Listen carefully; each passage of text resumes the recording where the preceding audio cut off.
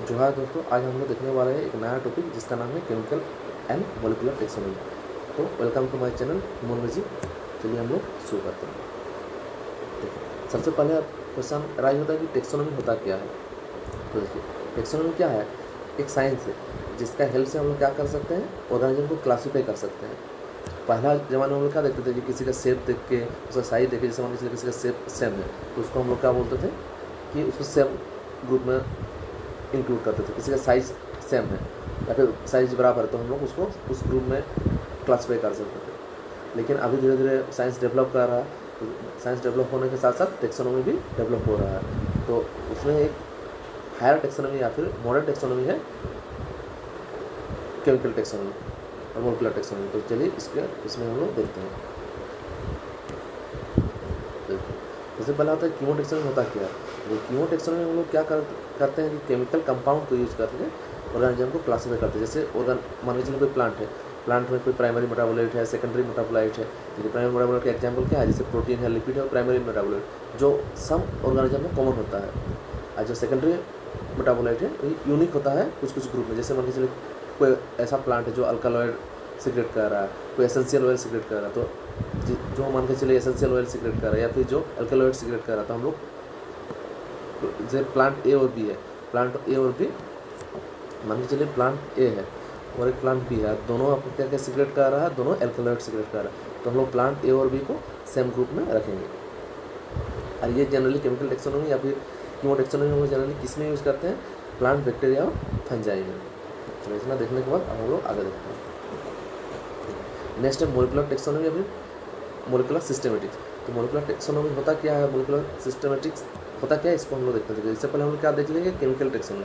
Chemical taxonomy में क्या होता है, ऑर्गेनिज्म को क्लासीफाई कर सकते हैं उसका यूनिक कैरेक्टरिस्टिक्स में। जैसे प्राइमरी मेटाबोलाइट क्या है, सेकेंडरी मेटाबोलाइट क्या निकालता है, उसके हिसाब से हम लोग ऑर्गेनिज्म को क्लासीफाई कर सकते हैं। अब देखिए नेक्स्ट है मॉलिक्यूलर टेक्सोनॉमी। तो मॉलिक्यूलर टेक्सोनॉमी में हम लोग किस तरह से ऑर्गेनिज्म को क्लासीफाई करते हैं। देखिए, इसमें मेनली हम लोग करते हैं डीएनए का सीक्वेंस से, आरएनए का सीक्वेंस से और प्रोटीन का सीक्वेंस से। और ये थोड़ा बेस्ट मेथड है ऑर्गेनिज्म को क्लासीफाई करने में, क्योंकि इसमें हम लोग क्या सीक्वेंस ले रहे हैं, डीएनए, आरएनए और प्रोटीन, ये तीनों का सीक्वेंस, जिसके कारण हम लोग क्या कर सकते हैं, एक्यूरेटली हम लोग जान सकते हैं कि इसका किसके साथ रिलेशनशिप था। और इसके हिसाब से हम लोग ये भी कर सकते हैं, देखिए हम लोग इवोल्यूशन रिलेशनशिप भी निकाल सकते हैं। क्योंकि अगर मान के चलिए किसी का हम लोग जेनेटिक मटेरियल पता चल गया, उसका जेनेटिक सीक्वेंस पता चल गया, तो ये भी हम लोग पता चल जाएगा कि ए और बी में कितना चेंजेस आया है जेनेटिक सीक्वेंस में। जैसे मान के चलिए किसी कोई एक ऑर्गेनिज्म है ए, दूसरा ऑर्गेनिज्म है बी, तो इसमें और इसमें आने में कुछ कुछ चेंजेस हुआ होगा डीएनए के सीक्वेंस में। तो जो डीएनए सीक्वेंस मान के चलिए यहाँ इस तरह का कोडिंग था, ए टी और जी, उस तरह से और एक ऑर्गेनिज्म मिला है जो ए से बी आया है, उसमें सीक्वेंस आया बस एक ही का, ए टी जी के जगह पे सी का सीक्वेंस है। तो हम लोग इसको क्लासीफाई कर सकते हैं कि नहीं, ये ऑर्गेनिज्म इससे रिलेटेड है। चलिए इतना देखने के बाद अब हम लोग देखते हैं कि इसमें क्या क्या टेक्निक यूज़ करते हैं मॉलिक्यूलर टेक्सोनॉमी में। क्योंकि मॉलिक्यूलर टेक्सोनॉमी में हम लोग ज़्यादा टेक्निक यूज़ करते हैं डीएनए बारकोडिंग का, पीसीआर का, जेल इलेक्ट्रोफोरेसिस का और फाइलोजेनेटिक ट्री का। तो थोड़ा हम लोग इसके बारे में जान ही लेते हैं कि डीएनए बारकोडिंग क्या होता है। देखिए, डीएनए बारकोडिंग होता है ऑर्गेनिज्म का शॉर्ट जेनेटिक सीक्वेंस जो होता है, शॉर्ट जेनेटिक सीक्वेंस से हम लोग ऑर्गेनिज्म को क्लासीफाई कर सकते हैं, उसको हम लोग बोलते हैं डीएनए बारकोडिंग।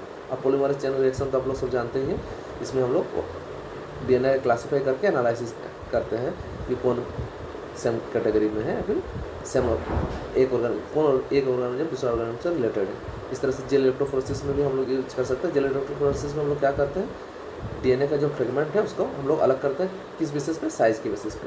और फाइलोजेनेटिक ट्री में हम लोग इवोल्यूशनरी रिलेशनशिप से ऑर्गेनिज्म को क्लासीफाई करते हैं। ठीक है, इतना देखने के बाद हम लोग देखते हैं आगे। नेक्स्ट है क्या, advantages of chemical and molecular taxonomy. Molecular taxonomy और केमिकल टेक्सोनॉमी में क्या एडवांटेजेज होता है। देखिए, मेनली जो एडवांटेजेज होता है उसमें होता है कि ये मोर एक्यूरेट होता है। मतलब दूसरा, अगर हम लोग कोई भी पहले ज़माने का जो टेक्सोनॉमी होता था उसमें भी ऑर्गेनिज्म को क्लासीफाई करते हैं जैसे साइज़ के हिसाब से, शेप के हिसाब से, लेकिन वो ज़्यादा एक्यूरेटली नहीं होता था। लेकिन जो मॉडर्न टेक्सोनॉमी या फिर जो मॉलिक्यूलर टेक्सोनॉमी है ये ज़्यादा एक्यूरेटली होता है।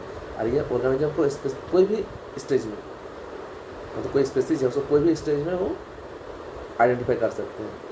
और इसके हेल्प से हम लोग नया नया ऑर्गेनिज्म भी खोज सकते हैं, नया नया स्पेसीज खोज सकते हैं।